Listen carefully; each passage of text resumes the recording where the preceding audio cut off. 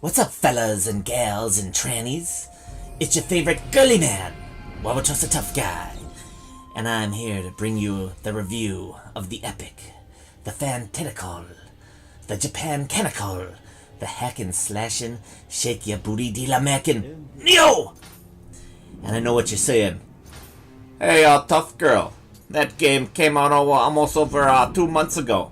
And I got bigger and better fish to fry, and so did you yellow son of a bitch. And I'd reply by saying, first of all, the only thing yellow is the front of my jockstrap. And secondly, I only review games after I finish them. Do every side mission, beat every boss, play every DLC that is available, and give myself some time to think and reflect on the game, so I can give my honest feelings, and not some emotional response that might not reflect my true feelings of the game. So after all the hoopla, let's hop right into the badass world of Nioh! Nioh takes place in like the 1600s. You know, that's like 100 years ago. And it happens in Japan. And that's not really close to here. It's an action RPG with elements that are similar to the Souls games, and is also similar to the latest Ninja Gaiden game as well. But it does more than enough to have its own personality. Go Nioh! In expressing your individuality. Nioh is obviously a new IP, which means that it's the first game in its series. So it creates its own lore, its own setting, and own heroes and villains. It's quite impressive that it's able to get so much right. And while it does get a whole peat of a lot right, it also has some bad parts that are quite repetitive and overused. Thankfully, nothing is too bad and the game manages to stay fun throughout.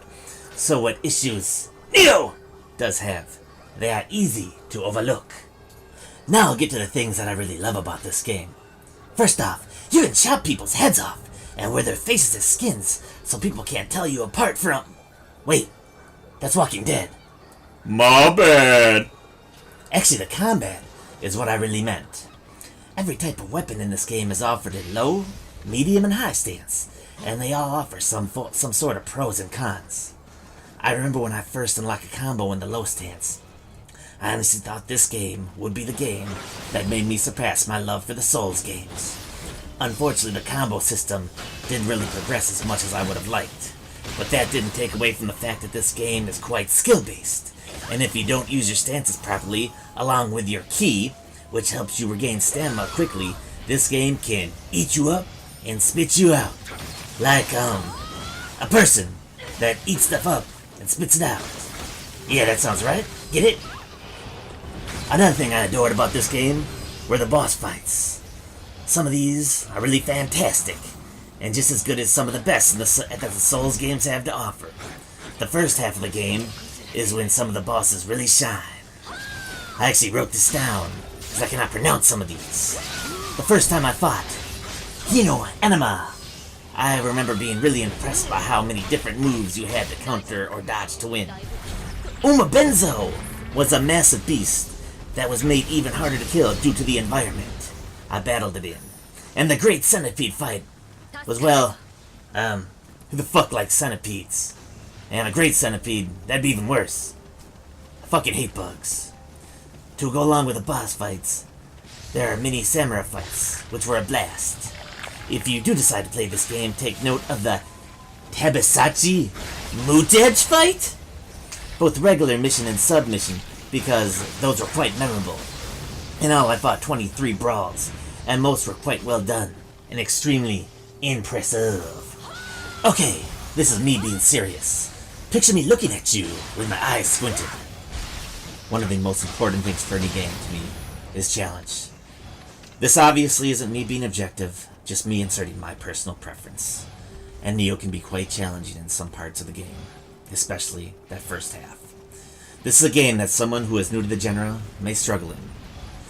There were levels and boss fights I really struggled in, but it kept me coming back again and again. It never feels cheap, and you learn from your mistakes. Yes, that last sentence sounded like it was copied from every Souls review ever done. But damn it, it reigns true for this game as well. The challenge for the first half of the game was something that made me think this had the possibility to be 2017's Game of the Year. Unfortunately, the challenge couldn't be matched throughout the whole game. Unsquint eyes. Whoa, Nelly! That was intense! Okay, now are the things I think this jive turkey could improve on. My biggest issue with the game was enemy reuse. During the first or second areas, you'll run into a lot of enemies and they will challenge you because you do not know what to expect. By the time you run into them in the fourth and fifth areas, you have memorized their moves and you know what to expect. No amount of hit point buffs or stamina buffs will change this. And they will never be as much fun as they were to fight the first time around. This is also done with bosses. Many of the sub-missions are just fights with bosses you already fought. I can't tell you how many times I fought the first boss, Enokarine, Enakuruno. I don't know how to say that one. It had to be close to 10 times, and when I ran into him during the final mission, it wasn't if I would beat him, but when. Seriously, Nioh! Why the reuse? You don't reuse toilet paper, so why reuse enemies? My second issue with this game was how it became way too easy towards the end. Jumping into this game, I was enamored by just how challenging and fun it was.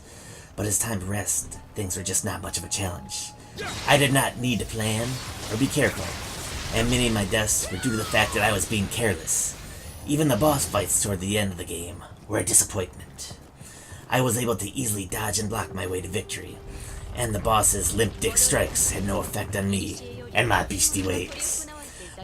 My character was barely over level 100 when I finally beat the game, so you can't attribute to me being over leveled.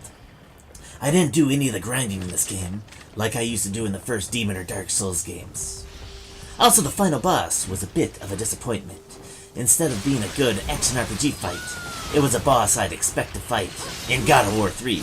Not horrible by any means, but not a proper send-off for a great game like this.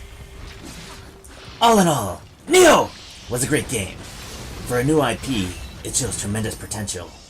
And if the combo system can be expanded on, enemy types doubled or even tripled, and environments and submissions given a bit more variety, it without a doubt could be a Souls killer and potential Game of the Year.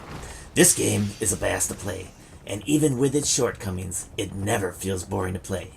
If you ever wanted to be a thuggish, ruggish samurai, this is the game you need to play.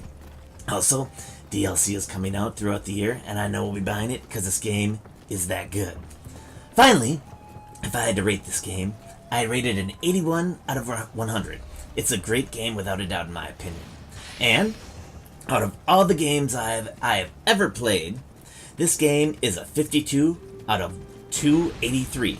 Right ahead of classics like Resident Evil 1 for the PS1 and Wasteland 2 for the PC, and right behind NBA Live 95 for my PS1 and Doom 2 for the PC. If you love action RPGs and want a challenge, get this game now. Buy it now!